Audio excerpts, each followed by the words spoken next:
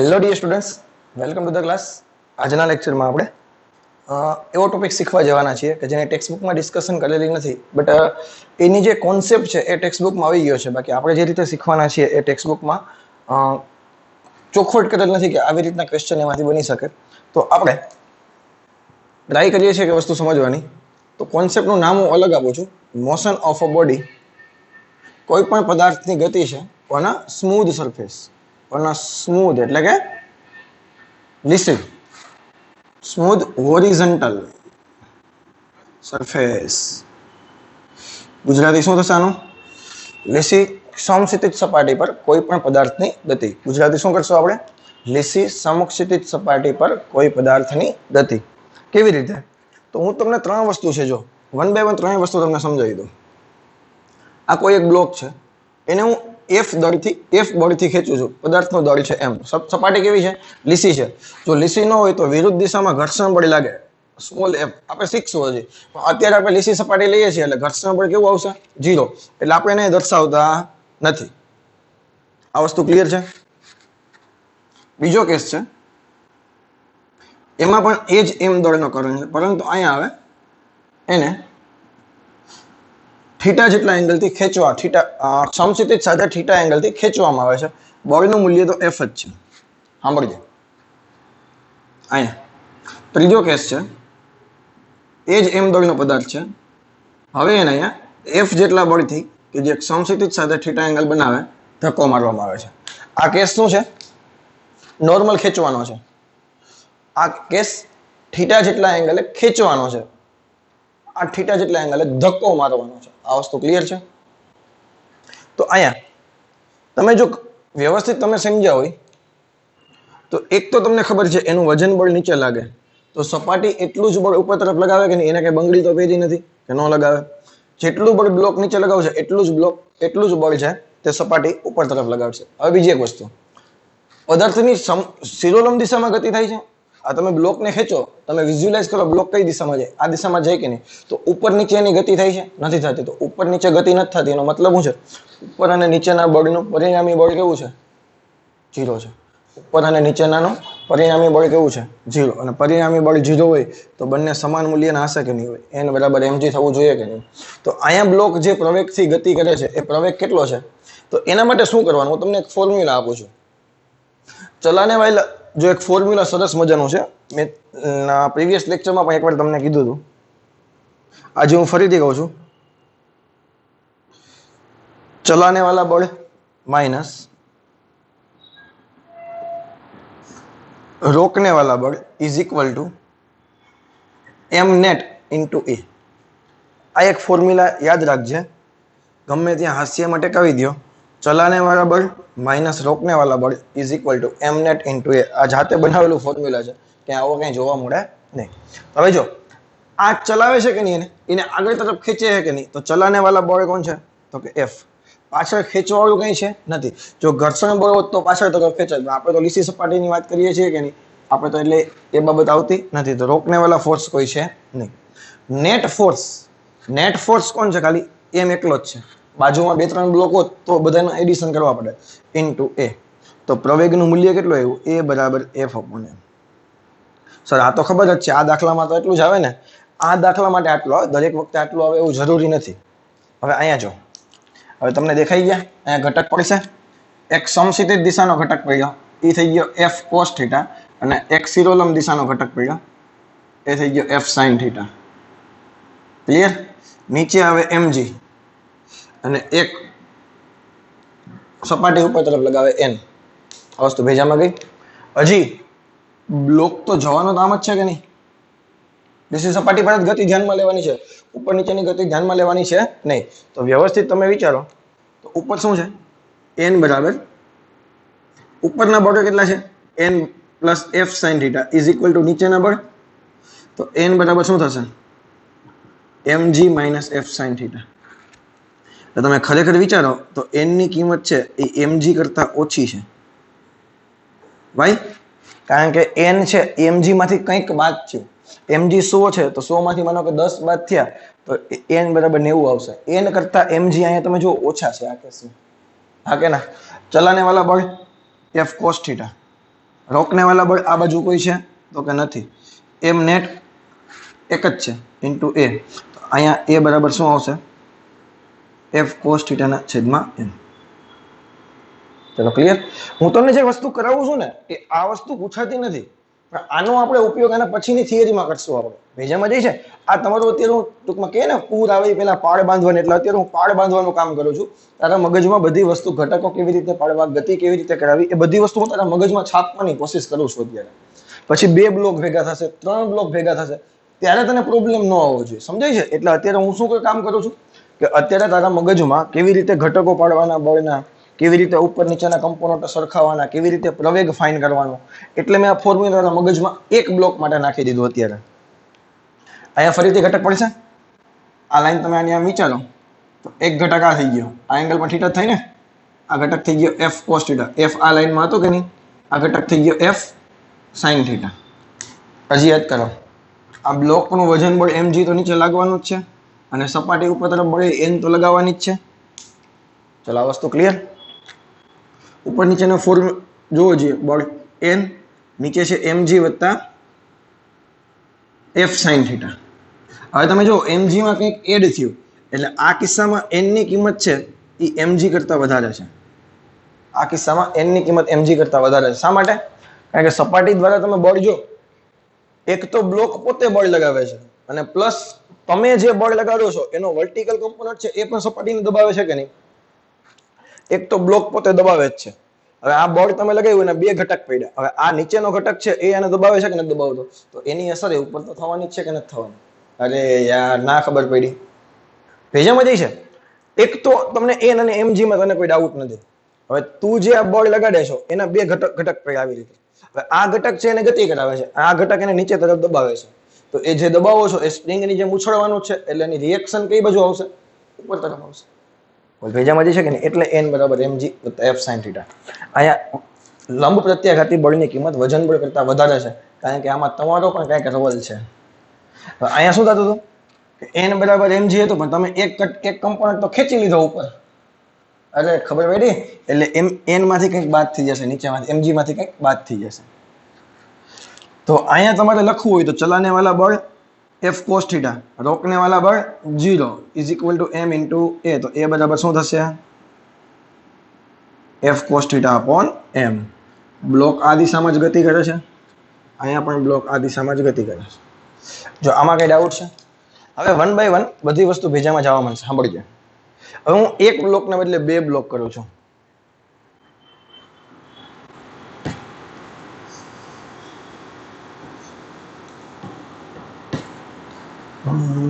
જીના જીના જીના ઉડા ગુલામ मैं तेरे चूनरिया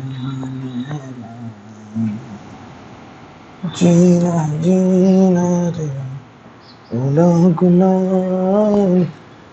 ચાલ નાવ 2 બ્લોક.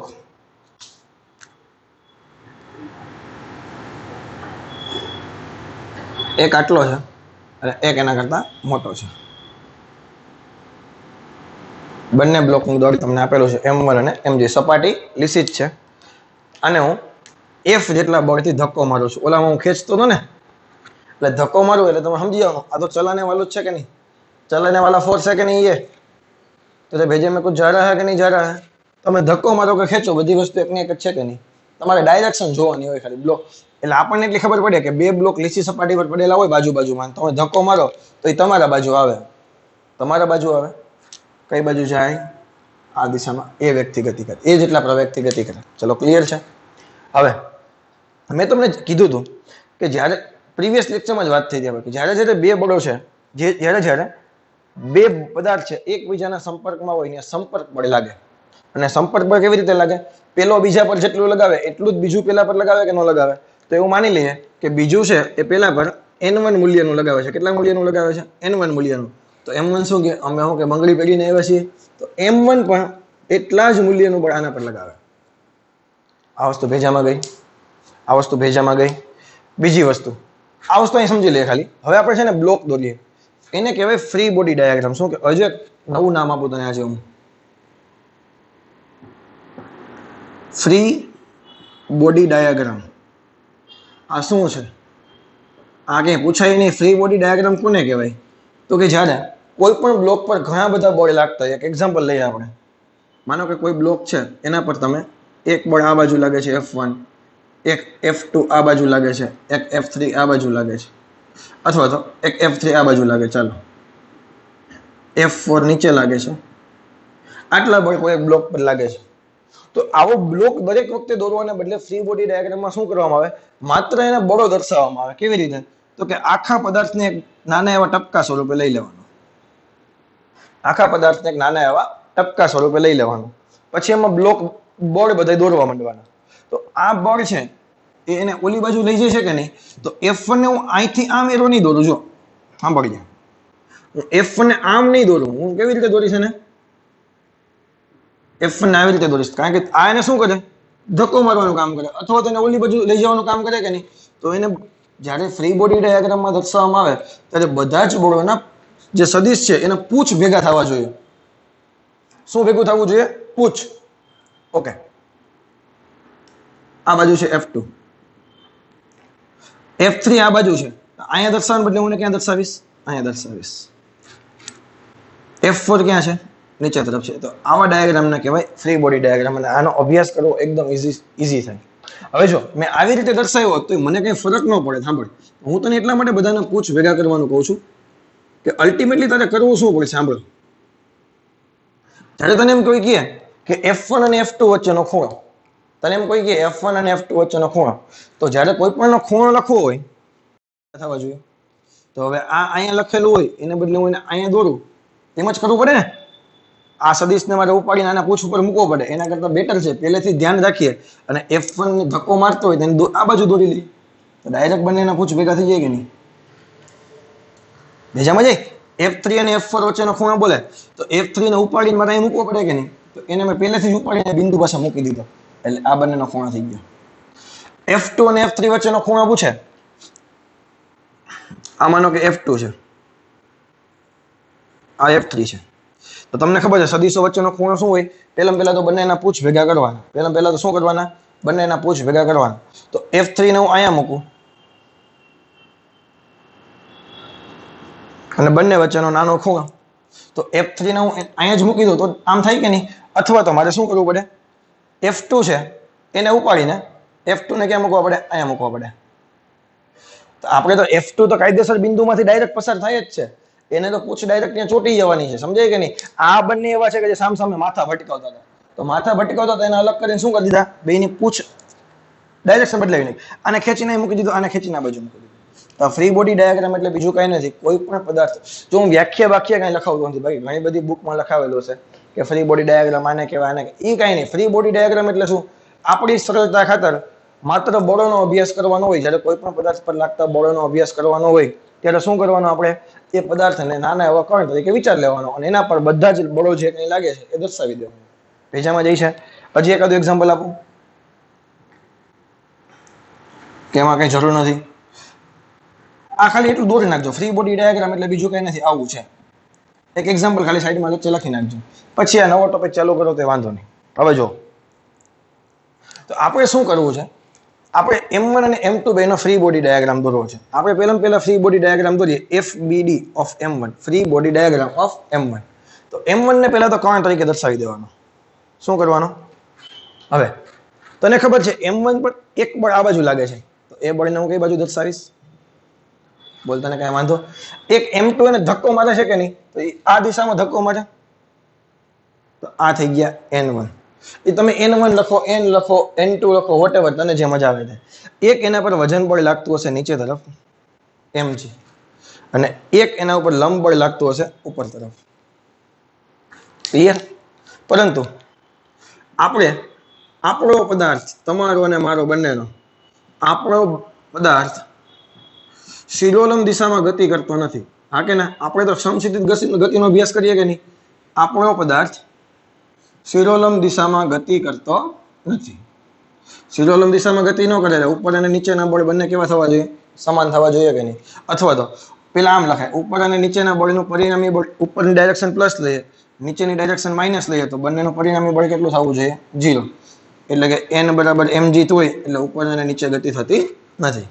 પછી પછી फॉर्मूला लगावानो, चलाने वाला फोर्स माइनस रोकने वाला फोर्स। चलाने वाला फोर्स कौन है? जो हूँ ने बे अलग अलग रीते तने करीने बताऊं। चलाने वाला फोर्स वाली मेथड ने आपणी पोतानी छे अने ई एकदम इजी छे। હવે તમારે પહેલા શું કરવાનું, માનો કે ડાયરેક્ટ પ્રવેગ જોતો હોય ને, પેલા ડાયરેક્ટ પ્રવેગ જોતો હોય ને તો શું કરવાનું, આખી સિસ્ટમ છે ને એને એક સિસ્ટમ તરીકે વિચારી લેવાની, બધાને બધા બ્લોક છે ને એક કણ તરીકે વિચારી લેવાના, બધા બ્લોકને એક કણ તરીકે વિચારી લેવાનું। પછી વિચારવાનું ચલાને વાલા ફોર્સ કોણ છે, તો કે એફ। રોકને વાલા ફોર્સ કોણ છે? સર ચલાને વાલા તો એફ અને n1 બંને નથી, પરંતુ આ તો એકબીજાને અસર નાબૂદ કરી દેશે, એટલે ચલાવવા વાળું કોણ વિધું? ખાલી એફ। રોકવા વાળું કોઈ છે તો કે નહીં। નેટ દોડ ને એમ નેટ, તો આ બંનેનો સરવાળો કરવો પડે કે નહીં? m1 વત્તા m2 ઇન્ટુ કઈ ડાયરેક્શનમાં પ્રવેગ છે, તો કે આ ડાયરેક્શનમાં, તો પ્રવેગની કિંમત શું આવે? f અપોન m1 ઇન્ટુ અથવા અહીં લખી નાખું કુલ બળ માઇનસ કુલ દળ। હવે તને આ ઈઝી પડે છે કે આ મેં તને શીખવાડ્યું, ચલાને વાલા માઇનસ રોકને વાલા is equal two m net into a। હવે ઓફિશિયલ મેથડ કઈ છે? અહીંથી મને એક સમીકરણ મળે, આ તો બે કેન્સલ થઈ ગયા, આ બાજુ f1 છે, આ બાજુ n1 છે, તો ચલાને વાલા f1 રોકને વાલા n1 ઇઝ ઇક્વલ ટુ, માત્ર એક જ કણની વાત કરતા હતા કે નહીં, તો m1 દળનો કણ છે એ આ દિશામાં ગતિ કરે છે, m1 એ સમીકરણ આ બેજામાં કેવું થાય? આ થોડું કોમ્પ્લિકેટેડ છે, પણ કાયદેસર મેથડ આ છે, પણ આપણે તો ટાઈમ આપણે તો બચાવવાનો છે કે નહીં, એટલે આપણે આ મેથડ યુઝ કરવાના છીએ। આ તને ખબર પડી? શું કર્યું મેં? ચલાને વાલા f1 આ બાજુ, રોકને વાલા n1, f1 minus n1 is equal two m1 into a। હવે m2 માટે fbd દોરીએ, તો m2 નો કણ એના પર એક જ બળ લાગે છે આ દિશામાં, કારણ કે આ f તો આપણે m1 ને લગાડ્યું હતું, m2 ને લગાડી દીધું, એ તો અહીંયા હતા ને બેઠો, તો આપણે શું કરીએ? આપણે તો m1 ને છડી કરી હતી, આ પાછળ હોય એની આપણે ખબર હતી નહીં, તો આના પર એક જ બળ લાગે છે n1 આ બાજુ, એક નીચે તરફ mg લાગે છે, ઉપર તરફ લાગે છે n, પણ તમને બધાને ખબર છે n બરાબર mg છે। m2g ચાલો, કારણ કે m2g થાય ને, કારણ કે આનું દળ m1 હતું, તો નીચે તરફ વજન વળી ગયું થશે m2g। તો આને તો ખેંચવા વાળો n1 એક જ છે કે નહીં, રોકવા વાળું કોઈ છે નહીં, તો n1 બરાબર શું થાય? m2a। આ વસ્તુ ક્લિયર થઈ ગઈ? n1 બરાબર શું થશે? m2a। હવે મારી પાસે બે સમીકરણ આવ્યા, f1 માઇનસ n1 બરાબર m1a અને n1 બરાબર m2a, બેનો સરવાળો કરી નાખો, તો આ બે તો કેન્સલ થઈ ગયા, ડાબી બાજુમાં માઇનસ અને પ્લસ, તો આ બાજુ વધ્યા f1, અહીંયા શું વધ્યું? m1 વત્તા m2, બેમાંથી a કોમન કાઢી લીધો, સરવાળો કર્યો એટલે, તો a બરાબર f1 ક્યાં છે? ખાલી f જ હતા ને, f upon m1 plus m2। આ પ્રવેગનું સમીકરણ આવ્યું, ક્યુ ઈઝી પડે મને કહેજીએ। આવું લાંબુ કરવાની જરૂર છે કે ચલાને વાલા માઇનસ રોકને વાલા ઇઝ ઇક્વલ ટુ નેટ દળ ઇન્ટુ પ્રવેગ? આ વસ્તુ ભેજામાં ગઈ। હું ફરીથી તને બંનેમાં હું ડિફરન્સ બતાવવા માંગુ છું કે આપણી જે મેથડ છે એ એકદમ ઈઝી છે, બાકી તમે આવી રીતે કરો તો આમાં કોઈ પ્રોબ્લેમ નથી। હવે જો ને ટેકલ કેવી રીતે કરવાનો, આ વસ્તુ તમે લખી શકો છો। આ છે ને સંપર્ક બળની કિંમત છે, તમને પૂછે કે સંપર્ક બળ કેટલું થાય n1 ની કિંમત, તો તમે સંપર્ક બળ અહીંથી ફાઇન્ડ કરી શકો, તો તમારે ફ્રી બોડી ડાયાગ્રામની જરૂર પડશે। આ એક જસ્ટ વન થિયરી છે, અને આને લખી નાખો મેથડ નંબર 1। પેલા ડાયાગ્રામ દોરજો, પછી આટલું લખી નાખો, એટલે મેથડ નંબર 1 થઈ ગઈ આપણી, સંપર્ક બળ આવી ગયું અને પ્રવેગ આવી ગયો, ક્લિયર? આ થઈ ગઈ મેથડ નંબર 2। હવે ખાલી એ તો મને મળી ગયો, તો હવે તમે m2 દળની ખાલી ડિસ્કશન કરો, ખાલી m2 દળની, તો એના પર એક જ બળ આ બાજુ લાગે છે n1, તો તમને આ એને એક જ ખેંચે છે કે નહીં, તો કે ચલાને વાલા કોણ છે, તો કે ખાલી n1, રોકને વાલા કોઈ છે તો કે નથી, દળ કેટલું છે m2, અને કેટલા પ્રવેગથી ગતિ કરે છે તો કે a જેટલા પ્રવેગથી ગતિ કરે, તો n1 ની કિંમત કેટલી આવી ગઈ? m2a। આ બંને વસ્તુ તમે એક જ આટલામાં શીખી ગયા, અને અહીંયા આટલું બધું લાંબુ કરવું પડ્યું, ક્લિયર? આ મેથડ નંબર 2, અને હું પ્રેક્ટિસ કરું એટલે તને વધારે આઈડિયા આવે, કારણ કે ઘણા બધાના ફ્યુઝ ઉડી ગયા છે મને ખબર છે, પરંતુ હું ફ્યુઝ ઉડવા નહીં દઉં ભાઈ તમારા, અને ઉડી જશે તો હું ફરી પાછો ફ્યુઝ છે રિપેર કરી દઈ દઈશ, સમજાય છે? મારી મેથડ તમને બધાને ખબર જ છે કે આપણે પહેલા જે ઓફિશિયલી મેથડ છે કોન્સેપ્ટ વાળી, એનાથી સોલ્વ કરીએ। અને એ લાંબી હોય એટલે આપણે એના સામે જોતા જ નથી, આપણે ડાયરેક્ટ શું કરીએ છીએ, શોર્ટકટ એપ્લાય કરીએ છીએ.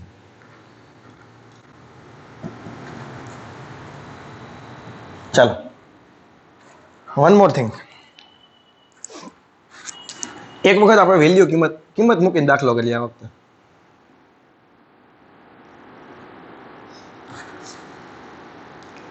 આ માનો કે 2 કિલોગ્રામ, આ 3 કિલોગ્રામ, 100 ન્યૂટન થી આ બાજુ, 25 ન્યૂટન થી આ બાજુ.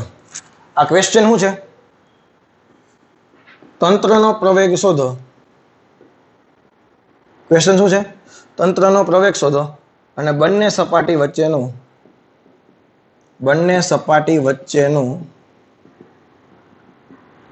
સંપર્ક બળ શોધો.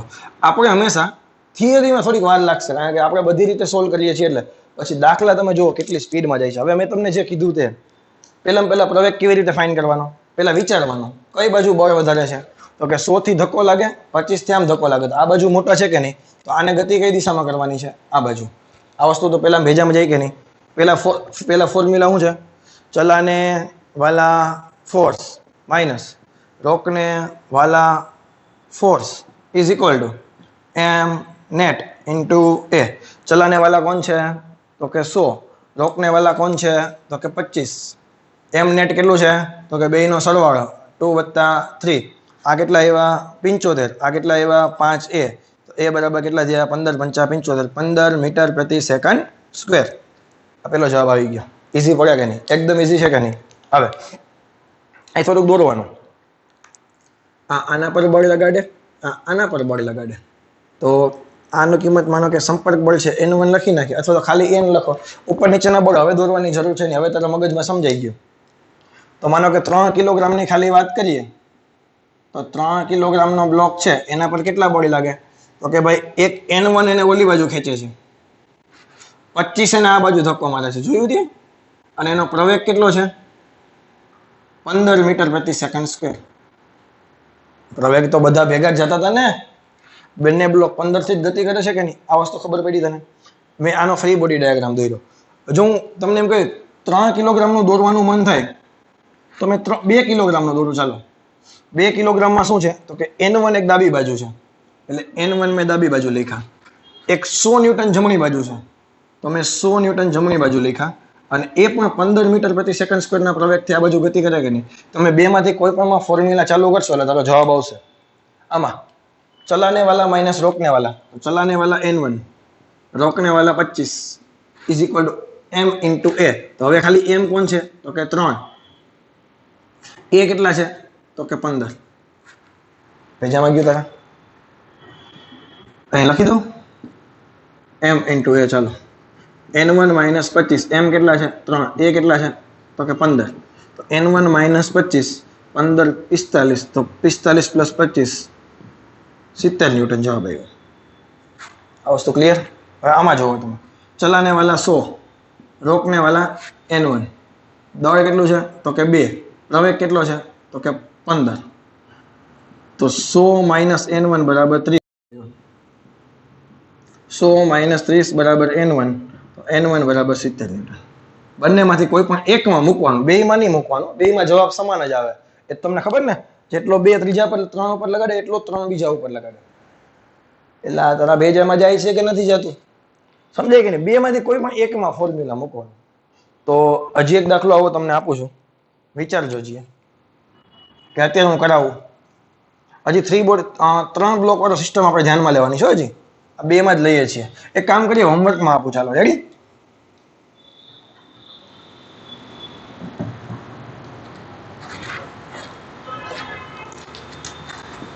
ક્વેશ્ચન કંઈક આવો છે. 5 કિલોગ્રામ, 10 કિલોગ્રામ, 200 ન્યૂટન,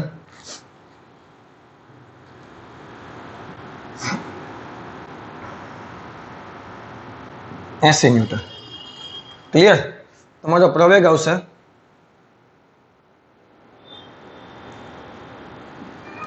8 મીટર પ્રતિ સેકન્ડ સ્ક્વેર. પ્રવેગ કેટલો આવશે? 8 મીટર પ્રતિ સેકન્ડ સ્ક્વેર. અને પેલો કેટલો આવશે કહું? એક મિનિટ તમને બતાવવું નહીં હો કઈ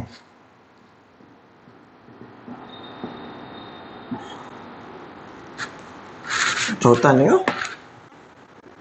અને સંપર્ક બળ આવશે 160 ન્યૂટન ક્લિયર મેં જેટલી સ્પીડમાં કર્યો એટલી જ સ્પીડમાં તમે કરી શકશો વિચારજો કે પેલા ચલાને વાલા માઇનસ રોકને વાલા is equal to m net into a એટલે જવાબ એનો આવી ગયો મનમાં કેલ્ક્યુલેશન કરશો તો પણ આ દાખલાનો જવાબ આવશે પછી કોઈ પણ એકનો ફ્રી બોડી ડાયાગ્રામ વિચારવાનો આના પર 10 આટલું લગાવશે આ બાજુ તો 5 એને એ બાજુ લગાવશે બેમાંથી કોઈ પણ એકને ડિસ્કશન કરશો એટલે તમારું કામ થઈ જશે વધારે મારે કંઈ નથી કહેવું અમે બધા હોશિયાર છો તમે શીખી જાઓ પછી અહીંથી થોડું ઘરે જઈને મહેનત કરવી પડે ને ભાઈ હવે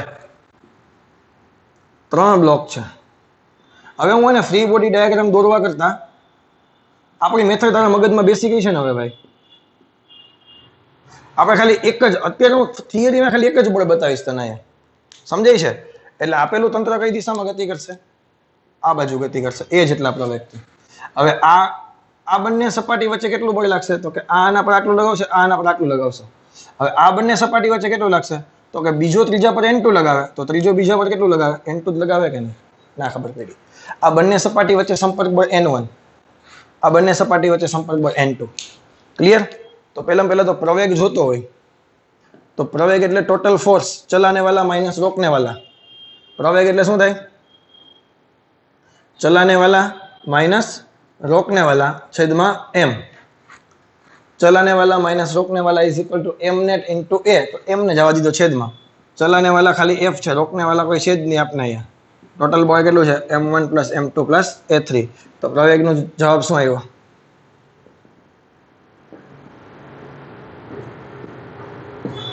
ચલો આમાં કોઈ ડાઉટ છે નથી ને 3 સમીકરણ લખો અથવા તો આકૃતિ બનાવતો જાવ આના પર f બળ લાગે અને સોરી અને આ બાજુ એક બળ લાગે છે n1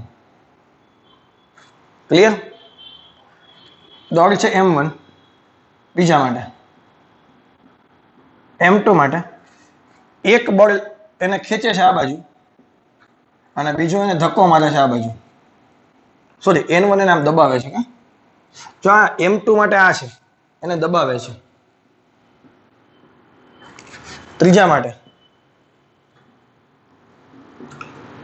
એના પર એક જ બળ લાગે છે n2 આ બાજુ ચલો ક્લિયર ત્રણેય બ્લોકની ડાયરેક્શન તો કઈ દિશામાં છે એનો પ્રવેગ તો આ દિશામાં છે કે નહીં ફ્રી બોડી ડાયાગ્રામ કરીને બતાવો એટલે તને પ્રોબ્લેમ ના આવે આપણે એકાદી વખત કરવું છે વધારે ક્યાં કરવું પછી તો આપણી ટ્રીક છે જ આપણી પાસે તો આના માટે f1 આ બાજુ f આ બાજુ લાગે છે n1 આ બાજુ લાગે છે એ જેટલા પ્રવેગથી ગતિ આ બાજુ કરે તો આના માટે સમીકરણ શું બનશે ચલાને વાલા f રોકને વાલા n1 = m1a આના માટે ચલાને વાલા જો અહીંથી n1 ઓલી બાજુ છે n2 આ બાજુ છે એનું દળ છે m2 જાય છે આ બાજુ ચલાને વાલા n1 રોકને વાલા n2 = m2 આના માટે એક જ બળ લાગે છે n2 m3 દળનો પદાર્થ એ વેગથી ગતિ કરશે એટલે n2 ચલાને વાલા માઇનસ રોકને વાલા 0 = m3 × a ચલો ક્લિયર આમાં કઈ અઘરું છે તો તારી પાસે n2 ની કિંમત જોતી હોય n2 ની કિંમત જોતી હોય જો પછી મેં તને પહેલી રીતે કીધું છે આ તે નો કીધું હોત તો શું કરત સમીકરણ 1 સમીકરણ 2 અને સમીકરણ 3 નો સરવાળો કરત ડાબી બાજુ સરવાળો કરો n2 અને n2 કેન્સલ થઈ ગયા n1 અને n1 કેન્સલ થઈ ગયા તો ડાબી બાજુ આવ્યું f જમણી બાજુ આવ્યું m1a + m2a + m3a બધામાંથી a કોમન કાઢી લ્યો તો f = m1 + m2 + m3 કૌંસમાં a તો બાકી બધો મસાલો છેદમાં જવા દો તો a બરાબર શું આવ્યું f ના છેદમાં m1 + m2 આપણે એટલે એ મારે કરવાની જરૂર જ નથી એ મને ખબર જ છે આ વસ્તુ ક્લિયર તો અહીંયા n2 ની કિંમત મારે જોતી હોય તો શું થશે m3 × a અને a ની કિંમત અહીં મારી પાસે છે જ કેટલી છે f1/. એ અહીંયા આપણને અઘરું લાગે આ વસ્તુ ત્યાં બહુ ઈઝી થઈ જાય શા માટે દાખલા કરવામાં કારણ કે આની પાસે કિંમત હોય ને આપણી પાસે એટલે ડાયરેક્ટ બેનો ગુણાકાર જ કરવાનો આ તો થિયરી સમજીએ છીએ એટલે પ્રોપર તમને બતાવું છું પછી n1 ની કિંમત જોતી હોય તો શું છે N2 વત્તા M2A આ પડી ખબર ઓલી બાજુ ગયો. હવે N2 ની કિંમત કેટલી છે તો કે M3A એ અહીં મૂકું. M3A વત્તા M2A બેમાંથી A કોમન કાઢ લો તો કે M2 વત્તા M3 ઇન્ટુ A. તો N1 ની કિંમત કેટલી આવી તો કે M2 વત્તા M3 અને A દેખાય ને શું મૂકવાનો આ F upon M1 વત્તા M2 વત્તા M3. કાંઈ ભેજામાં જાય છે ને એકદમ ઈઝી. અઘરું લાગે છે આમાં કાંઈ?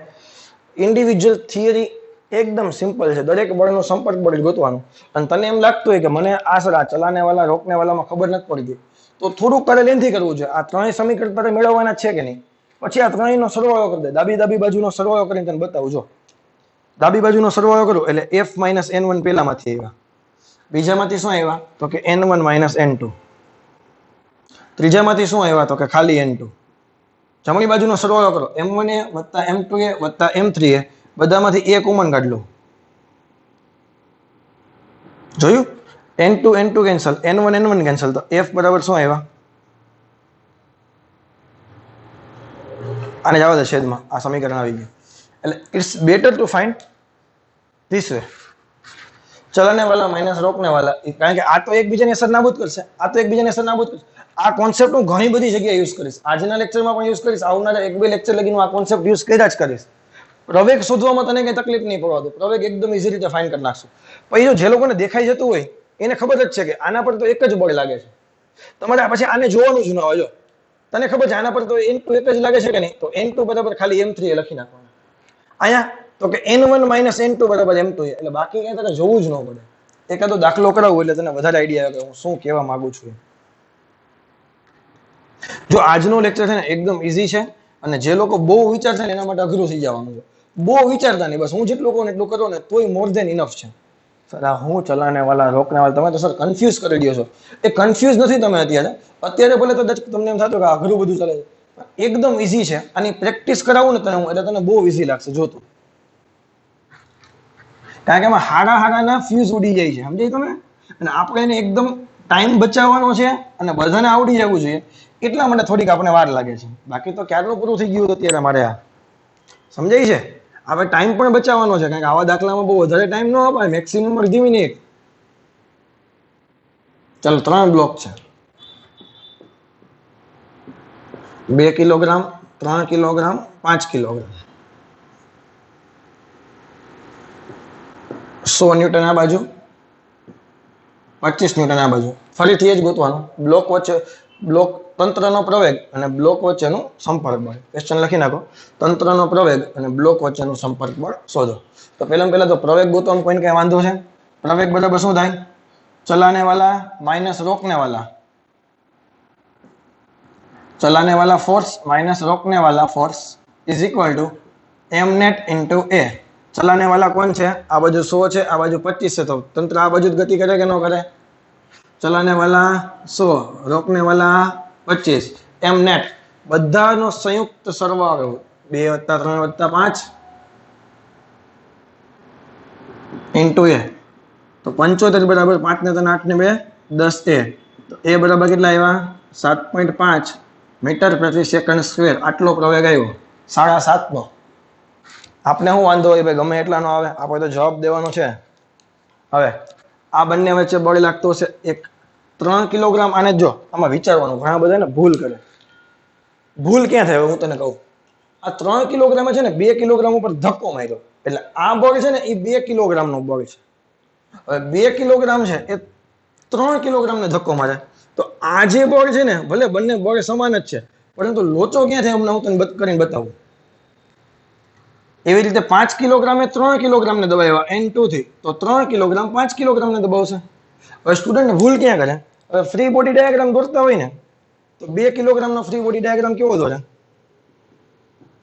આ 100 ન્યૂટન M1. આ N1 છે ને આને બતાવી દઈએ, પણ તમે ધ્યાનથી જોવો તો ખરા. આ છે એ કેના પર છે? એને દબાવવાની કોશિશ કરે છે. અરે યાર ના, તને ખબર પડી. આ N1 કેના છે? તો કે 2 કિલોગ્રામે 3 કિલોગ્રામ ને લગાવ્યા. તો તારે આ N1 દોરવાના હતા, તારે N1 આ દોરવાના હતા. તને ના ખબર પડી તને ભૂલ ક્યાં કરી તને ખબર પડી? પછી m2 દોરે તો આના પર શું કરે, n2 આ બાજુ દોરી નાખે અને એક n1 આ બાજુ દોરી નાખે. હવે ધ્યાનથી જોવો છે, આ n2 છે, આ મેં દોર્યા, એ તો 5 કિલોગ્રામના છે કારણ કે એને દબાવે છે. તમારે n2 કેમ દોરવાના છે? આમ દોરવાના છે. ભેજામાં જાય છે તને ભાઈ કઈ? અને આ બાજુ તારે n1 દોરવાના છે. कुछ समझ में आ रहा है कि नहीं आ रहा है?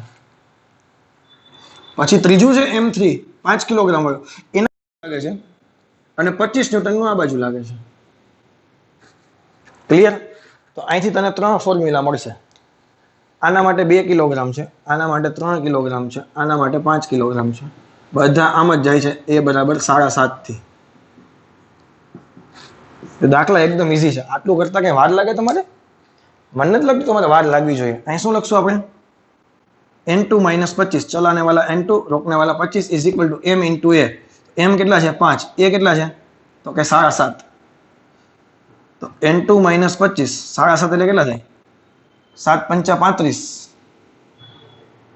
મારું ગણિત થોડુંક અઘરું છે ભાઈ. 5 × 2 = 10. n2 - 25 ઉપર ગયા તો 37.5 થયા ને? હા, અને 37 પોઈન્ટ કરીશ, 37 ને 5 42, 42 ને 20 62. તો 62.5 ન્યૂટન n2. 3 કિલોગ્રામ અને 5 કિલોગ્રામ વચ્ચેની સપાટી વચ્ચેનો સંપર્ક બળ છે એ 62.5 ન્યૂટન છે. હવે n1 ની કિંમત જોતી હોય તો એ અહીંથી પણ મળી શકે અને અહીંથી પણ મળી શકે. જો બે રીતે કરીને બતાવું છું, તમે જે રીતે ફાઇન્ડ કરવી એ રીતે. તો આ રીતે કરશું તો ચલાને વાલા 100 રોકને વાલા n1 is equal two 2 × a, અને a કેટલા છે? તો કે 7.5. ના ખબર પડી. ચલાने वाला 100 रोकने वाला n1, 2 કિલોગ્રામ દળનો પદાર્થ પરિણામી બળથી a જેટલા પ્રવેગથી ગતિ કરે. F બરાબર m × a. તો 100/n1 15. તો n1 બરાબર 100 - 15, n1 બરાબર 85 ન્યૂટન. અહીં મૂકો, અહીંથી પણ તમને ખબર પડી જશે. તે n2 ની કિંમત તો ગોઈતી હતી કે નહીં? તો શું થશે? चलाने वाला n1 जो धक्को मारे છે, रोकने वाला n2 इज इक्वल टू 3 × 7.5. तो n1 - n2 ની કિંમત કેટલી હતી? 62.5. 7 તેરી 21. આ કેટલા થશે? 22.5 થશે ને? ભૂલતો ન હોય તો. હા, તો n1 બરાબર શું થશે? 62.5 + 22.5, અડધો ને અડધો 1 થઈ ગયો, 63. 63 ને 22 85. આવી ગયું છો? આ કરો, આ કરો, અથવા આ કરો, આ કરો, બેમાંથી વોટેવર તમને જે રીતે મજા આવે એ રીતે. ભેજામાં જાય છે? હજી એકાદો કરાવું? ડાઉટ નથી લાગતો ને આમાં? એકદમ ઈઝી છે. ભલે ટાઈમ મારે લાંબો એટલા માટે જોઈએ છે કારણ કે હું તો કેલ્ક્યુલેશન કરીને બતાવું, બાકી તમે મનમાં કરો ને, લ્યો n2 - 25 બરાબર 5 × a. એ તો ફટાફટ સ્ટેપ પૂરા થવાના છે. આકૃતિ દોરવું, આવું બધું લખવાની કઈ જરૂર નથી. ફટાફટ તમે રફ પેપરમાં કરી શકો. તો મારે તો તારે બુકમાં લખવાનું છે એટલે હું વ્યવસ્થિત લખું છું. સમજાય છે? 3 બ્લોકનું મેક્સિમમ, 4 બ્લોકનું તો લગભગ ન પૂછાય, અને પૂછાય તો આપણને પ્રોબ્લેમ ન આવે કારણ કે બધું એકનું એક જ છે. સમજાય છે? ચાલો એક કરાવું જોઈએ.